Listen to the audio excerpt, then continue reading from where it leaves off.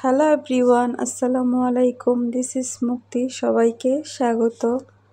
কেমন আছেন সবাই? আশা করি ভালো আছেন। আল্লাহর রহমতে আমিও ভালো আছি আমার পরিবার পরিজনকে নিয়ে।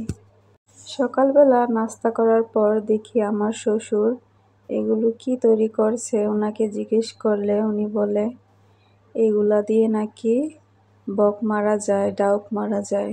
এইগুলাকে আড়া বলে। তিনি এগুলা তৈরি করতেছে। এখন আমার যা জিজ্ঞেস করতেছে, আচ্ছা আব্বা, আপনি এগুলা কার থেকে শিখেছেন? বলে এগুলা শিখতে হয় না, এটি নিজে নিজেই আবিষ্কার করি, অনুমান করে তৈরি করি, এগুলো বলে। আসলে মানুষের মাথায় এত বুদ্ধি কিভাবে আসে, তাই না? আর আমরা প্রত্যেক দিন পিঠা তৈরি করি। পিঠা তৈরি করার আগে যে আমরা চাল কিভাবে ধুয়ে পরিষ্কার করে ছাদে রোদ দিই, সেটা তো কখনোই দেখাই না। আমরা অনেক দিনের জন্য 5 কেজি চাল নিয়ে আসছিলাম, যেগুলো একেবারে ধুয়ে পরিষ্কার করে তারপরে ছাদে রোদ দিয়ে শুকিয়ে রেখে দেব। তারপর অর্ডার আসলে চাল গুঁড়া করে পিঠা তৈরি করব। তাই 5 কেজি চাল নিয়ে আসছি। চালগুলাকে ভালোভাবে ধুয়েছিলাম, ধোয়ার পর ভালোভাবে রোদে শুকিয়েছিলাম। একদম বসে থাকতে হয়, না হলে কাক আসে, কবুতর আসে। একদম ঝরঝরা করে শুকিয়ে নিয়েছে। এদিকে আজকে এমন রোদ উঠেছে। চাল টাল ধোয়ার পর আমাদের আজকে একটা বিয়ের অনুষ্ঠান ছিল, সেখানে আবার চলে গেলাম আমার হাজব্যান্ড আর 2 বাচ্চাকে নিয়ে।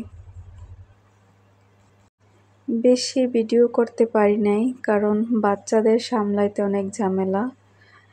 মানে এরকম ড্রেস পরেছি, বাচ্চাকে কোলেও নিতে পারছি না, আবার ড্রেস সামলাতেও পারছি না, অনেক আনইজি ফিল করছিলাম। তারা 2 বোন একই রকমের ড্রেস পরেছে এই প্রথমবার। আমার কাছে অনেক ভালো লাগে, যদি আমারও বোন থাকতো তাহলে আমরা ম্যাচিং করে করে পরতাম। এখন আল্লাহর রহমতে আমারও 2টি সন্তান, মেয়ে সন্তান হয়েছে। তাদেরকে আমারও মন চায় একই রকমভাবে সাজাইতে, তাই ওদের জন্য একই রকম ড্রেস নিয়েছিলাম। আমার বড় মেয়ে তো অনেক খুশি যে 2 বোনের ড্রেস পরবে। ওই প্রথম এনজয় করলো ড্রেস নিয়ে। যাই হোক, বিয়েতে খাবার দাবার শেষ করে এখন বউ দেখতে চলে গেলাম। বউ দেখে চমকে গেলাম, কারণ ওনাদের বিয়ে হয়েছিল আর 1 বছর আগে, এখন উঠিয়ে দিয়েছে। এটাকে উঠিয়ে দেওয়াই বলে। উনি দেখি 8 মাসের প্রেগনেন্ট, এরকম অবস্থায় উঠিয়ে দেওয়া হয়েছে। বউটাকে অনেক সুন্দর লাগছিল, দেখে বোঝা যাচ্ছে না যে উনি প্রেগনেন্ট, 8 মাসের গর্ভবতী।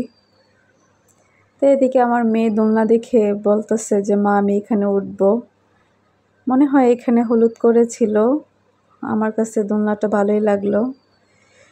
বারবার বলতেছে আমি দোলনা খাবো, দোলনা খাবো। আসলে দোলনা কি, এত সময় নিয়ে তো আর বিয়ে বাড়িতে যাই নাই যে ওকে বসে বসে দোলনা দেব।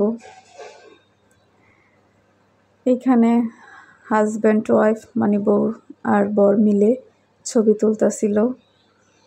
আমার মেয়ে অনেক উঠতে চাইছিল, কিন্তু চান্স না পাওয়া ব্যক্তি আমরা। এত মানুষ একজনের পর একজন সিরিয়াল লেগেছে ওঠার জন্য। যাই হোক, ওনাদের জন্য অনেক দোয়া শুভকামনা। এই পর্যন্তই। আল্লাহ হাফেজ।